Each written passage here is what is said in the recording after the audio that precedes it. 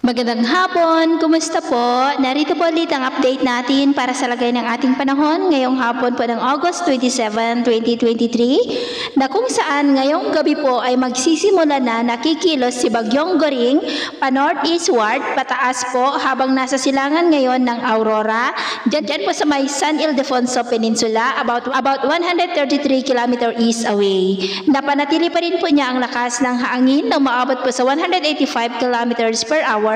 at bugso na 215 kilometers per hour. Ngayong gabi po hanggang bukas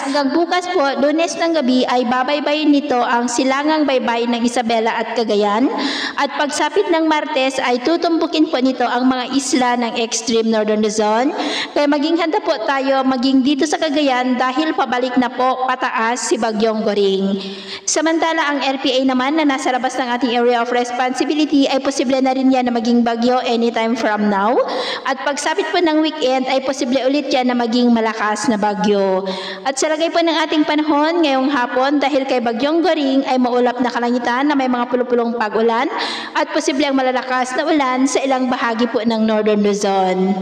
At dahil po kay Bagyong Goring ay nakataas na po ngayon ang Tropical Cyclone Wind Signal number 3 sa eastern portion ng Isabela, dyan po sa may Divilacan, Palanan, Dinapige, Ilagan City at San Mariano. Signal number 2 naman po sa eastern portion ng mainland Cagayan sa may Peña Blanca, Baggao, Gataran, Lalo, Gonzaga, Santa Teresita, Bugay, Santa Ana, Enrile, Tugigaraw City, the northern and central portion ng Isabela sa may Maconacon, Gabagan, Tumawini, San Pablo, Benito Suluben, San Guillermo, Jones, Etchage, San Agustin, Angadanan, City of Kawayan, Nagilian, Gamu, Santa Maria, Santo Tomas, Delfin Albano, Quirino, Burgos, Riena Mercedes, Alicia, Luna, Quezon, Malig, Rojas, San Manuel, Aurora, Cabatuan, San Mateo, San Isidro, maging po sa extreme northern portion ng Aurora, sa may Kasiguran, Dinalungan, Dilasag at sa eastern portion po ng Quirino,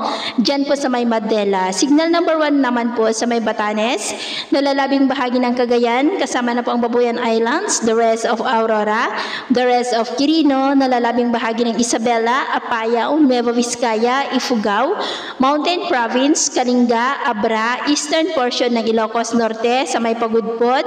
Adams, Vintar, Carasi, Nueva Era, Banna, Marcos, Dingras, Solsona, Pidig, Dumalneg, Bangi, maging po sa may Polilo Island, sa eastern portion ng Benguet, sa may Bocod, Bugyas, Kabayan, Mankayan, eastern portion ng Nueva Ecija, sa may Karanglan, Pantabangan, Bungabon, Gabaldon, at sa may Laur, Rizal, at sa may Calaguas Island. At dahil naman sa habagat at trough pa rin ng bagyo ay maulap ang kalangitan na may mga pulupulong pag-ulan sa ilang bahagi pa ng Central Luzon, Metro Manila, Calabarzon, Mimaropa, ilang bahagi ng Bicol Region, Panay Island, Negros, ilang bahagi ng Cebu, Bohol, Leyte, Sulu Archipelago, Zamboanga Peninsula, Northern Mindanao, Caraga, Davao Region at Sorsogon na posible po na magtuloy-tuloy ang mga isolated rains sa ilang mga lugar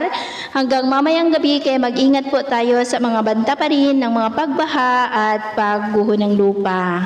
At sa atin naman pong mga baybayin dahil po kay Bagyong Goring ay pinagbabawal po ang pagpalaot sa mga baybayin ng extreme northern Luzon at sa silangang baybayin ng Cagayan, Isabela, Aurora at iwasan din muna natin ang papalaot sa mga baybayin ng Quezon, Camarines Norte at Camarines Sur dahil ang mga alon po dyan ay posibleng aabot hanggang po sa 3 to 5 meters height. So ito po ang latest update natin sa araw na ito.